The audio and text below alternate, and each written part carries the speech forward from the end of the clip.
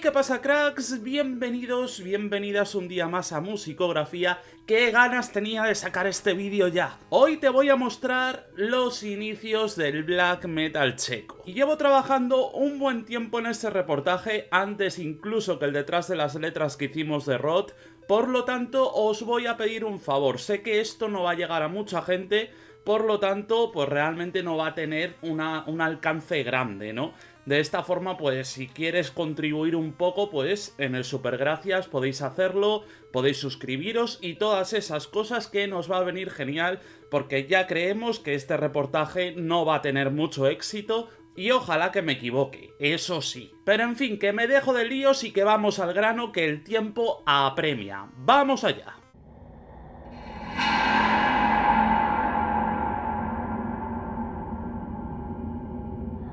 Tal y como apuntaron en Ride into Glory, en un reportaje maravilloso sobre la escena, y no os lo voy a negar, he sacado mucha información de allí y os la vamos a traer traducida, en República Checa el tape trading salvó muchos muebles a la hora de descubrir grupos. Esto es algo que ya vimos en su día, por ejemplo, con la historia de Zuriake, donde se advertía que en China se sucedía esta misma cosa. Así, de la misma manera, en otros países como Japón también vieron surgir su escena de manera grandilocuente gracias a esta práctica. Si bien esta práctica en los países asiáticos y en otros tantos a lo largo del globo se podían ejecutar perfectamente sin problemas, la República Checa tenía sus propios problemas y esto llevó a que el tape trading se hiciese de forma muy clandestina.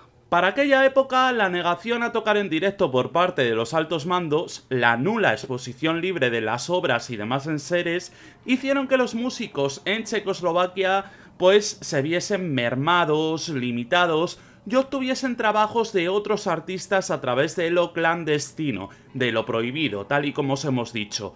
Toda esta revuelta trae sus consecuencias, por supuesto. El mercado clandestino era un lugar donde los vinilos se pagaban a precio de oro, pero inmediatamente surgía la oportunidad de pasar esa música a cinta, intercambiar el vinilo comprado por otro y que la rueda siguiese girando en ese orden. Así llegaron a sus oídos grupos como Bathory, Hellhammer, Merciful Fate o, por ejemplo, Slayer. La vigilancia sobre toda esta red, por llamarlo de alguna manera, empezó a intensificarse y todo conllevaba aún más riesgos. Pero las bandas no se rindieron y aunque solo sea por esto, merecen un pequeño homenaje, porque sí, se habla mucho de los países nórdicos, se habla mucho también de Estados Unidos. Pero ¿qué pasa con Checoslovaquia? ¿Qué pasa con la República Checa? Vamos a darle su homenaje particular en este vídeo. Avisados quedáis, eso sí, de que esto no lo voy a hacer cronológicamente, sino que voy a ir desvelando bandas y demás, así como un pequeño ejercicio para conocer un poco más. Aunque sí que os diré más o menos las épocas en las que están dichas bandas ejecutando su sonido al principio, ¿no? El tiempo en el que comienzan y todo esto, en fin. Ya saben ustedes cómo va este rollo.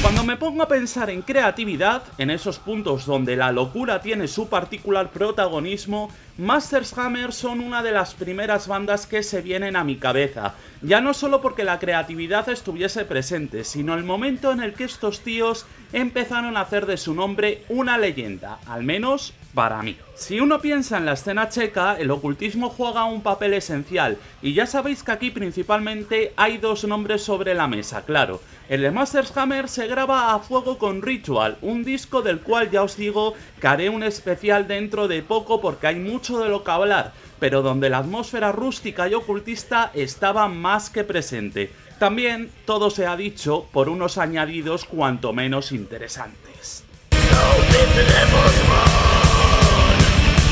Y si bien Ritual también tiene su importancia, no hay que olvidarse de Jelemniski ocultista, muchísimo más sinfónico y con una etiqueta que siempre me ha gustado añadirle al álbum, la de la Vanguard, porque estos tíos, lejos de tener la importancia en la historia del black metal en sí, también pusieron en 1992 su granito de arena al contribuir a un género que sí tiene antecesores, por supuesto, pero que ni mucho menos tenía nombre acuñado y la fama que tiene ahora, por lo tanto, imaginad la importancia. Tampoco es extraño esta incursión al género cuando sus integrantes tocaban diferentes estilos y escuchaban una barbaridad de géneros. Si bien la carrera de Masters Hammer se alarga durante más discos, por ahí sería una buena forma de introducirse ya no solo en la banda, sino también en la escena inicial que propagó esta música a lo largo del país. Y claro, he dicho que hay dos nombres sobre la mesa. Si uno es Masters Hammer, ¿cuál puede ser el otro? Pues está clarísimo. El otro es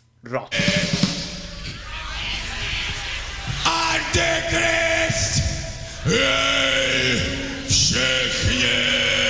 Os voy a confesar que cuando sacamos el detrás de las letras no esperaba ni muchísimo menos que tuviese la repercusión y las visitas que tuvo, pero es algo que honestamente os lo digo, me alegra bastante. Rot es una banda espectacular y donde se pueden explorar 1001 conceptos distintos. Como os dije en aquel vídeo, y aunque estemos haciendo alusión a la escena checa, lo más indicado sería decir la escena checoslovaca. Si Masters Hammer es el profeta en Praga, Rot lo son de Berna.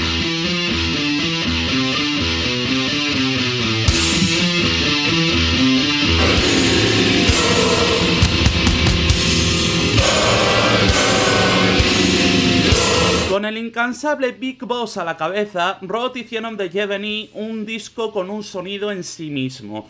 Rot es una rara avis en su sonido incluso para los días que corren, pero eso no impide que estemos hablando de una formación que sacó un disco con el que retaron a la censura, tal y como os expliqué en ese vídeo que os comentaba anteriormente.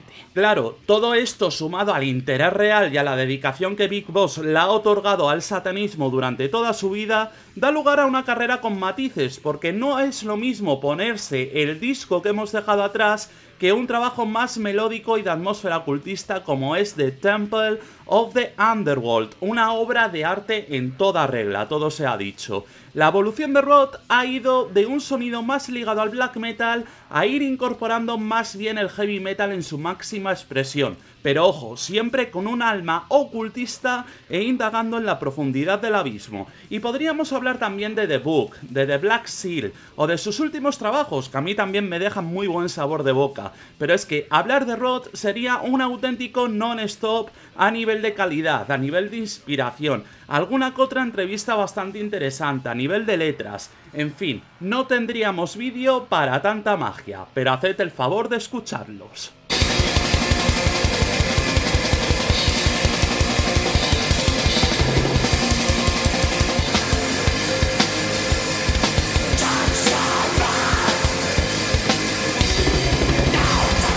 Aunque sí que son bastante más nuevecillos, y me lo recordó el amigo Rubén Risco en el vídeo de Rot, para la época que estamos tratando sí que no podíamos dejar pasar a Maniac Butcher. La crudeza imperativa que manejan en su música siguen vigentes a día de hoy y siempre me ha dado la sensación de que si cualquier banda de la escena nórdica hubiese sacado un discarral como es ese Barbarians, todo el mundo bebería los mares por el mismo y se convertiría en un clásico instantáneo. La manera que tienen de arremeter con la canción homónima desde un principio te deja ya la cabeza machacada, te la deja loca desde el primer instante. Pero por si eso fuese poco, también se puede hablar de Krubestref, lanzado en 1997, otro discazo. Qué puñeteras obras de arte nos dejaron Maniac Butcher y qué poco se valora hoy en día. Oye Juanma, ¿y cuál es esa banda clásica que te queda por comentar de la triada que has dicho anteriormente? Pues esta de aquí.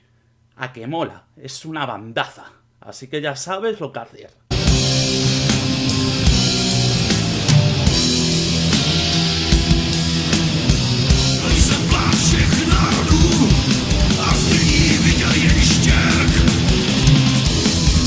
Sin más Masters Hammer o Rot son bandas que se olvidan más de lo que se deberían y os cuento a qué nivel ocurre esto con Thor. Los de Praga se ganaron con creces no solo el apelativo de ser uno de los pioneros del black metal checo, sino que en gran medida también se puede hablar de ellos como una de las primeras formaciones europeas en esto. Si bien sus primeros años estuvieron ligados a un sonido más cercano al hard rock, al heavy metal y tal, pero pasada la primera mitad de los años 80 las cosas cambiaron automáticamente con la llegada de Vlasta Genic. También sería clave para el crecimiento de la escena extrema en el país con las Death Metal Sessions que organizaba, unos conciertos y festivales que daban sobre todo cobijo a la escena local del metal extremo. Su satanismo y su rebeldía les llevó a que les prohibiesen tocar durante medio año aproximadamente. Para este momento la demo Witchhammer ya había salido a la luz, pero con el comienzo de los años 90 sacaron esa maravilla que es Armageddon, con esa portada en el osario de Selle, que seguro que a los seguidores de Diabolical Masquerade también les es bastante familiar el lugar. Sea como sea, es un disco plagado de pequeñas rarezas, con un ritmo black thrash bastante interesante y que sin duda merece su importancia dentro de este reportaje. Porque sí, Rot y Masters Hammer son muy importantes, pero por favor, no se olviden en esa dupla también de meter a una tercera banda. No se olviden de meter a Thor.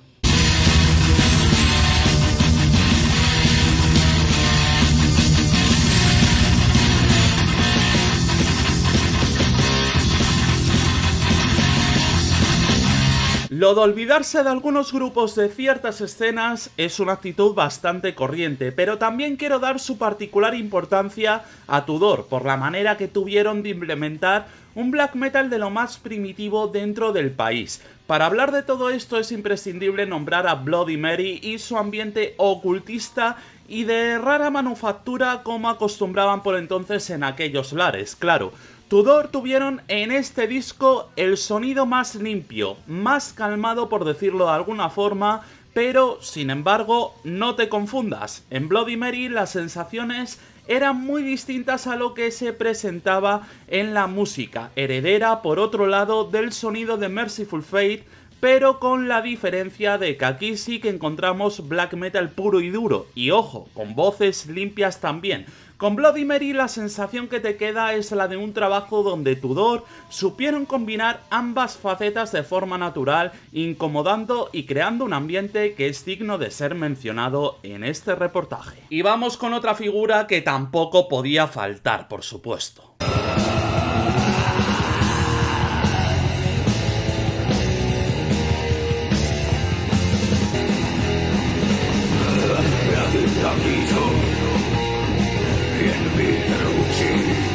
Es inevitable no hablar de Petr Hosek, y sí, yo también pensaba que se decía Peter Hosek, pero bueno, sorpresas te da la vida. Este guitarrista, conocido como Black Oz, es junto a personajes como Big Boss o Franta Storm, una de las grandes figuras de nuestro tema de hoy y no es para menos. Sí es cierto que podríamos destacar varias cosas, pero yo, además de lo que hizo con Rot, por supuesto, me quedo con un nombre, me quedo con Crux. Crux es de esos grupos que se te vienen a la mente cuando piensas en el poco tiempo que duraron para todo lo que dio de sí. 3 años fueron los que bastaron para que desde Ostrava sacasen 2 demos y un LP. Claro, nacido como un proyecto paralelo a Rot, es inevitable hablar de influencias, pero el estilo thrasher que también se manejaba les daba un poco de identidad propia, y todo esto sumado, claro, a la habilidad de Black Oz de generar sorpresas, pues estaba ya todo hecho. Si hay algo que se pueda destacar, y de hecho se debe hacer,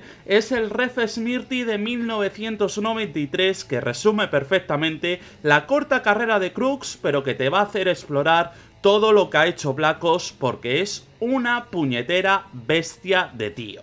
Es algo bastante curioso, como he dicho anteriormente, cómo la gente se ha fijado siempre en sobre todo la escena noruega, la escena americana, más tarde la escena sueca, la escena finesa, incluso Le Légion Noir, las legiones malditas de Francia, que también han tenido su importancia, pero siempre se ha dejado como a un lado este movimiento del black metal checo y tiene obviamente su importancia, y mirad qué bandazas os acabamos de presentar. Y es que bandas como Roth, como Masters Hammer, deberían ser nombradas siempre que se habla de orígenes, y sin embargo son bandas que se nombran bastante poco en comparación con otras que sí, que también tuvieron su importancia, pero que obviamente en comparación tienen que dar gracias a bandas como algunas de las nombradas. Al final, como os digo siempre, esto es una cuestión de bucear, y si buceas te das cuenta de la importancia que tuvieron estas bandas que os acabamos de presentar. ¿Y cómo? Porque sí, de manera gratuita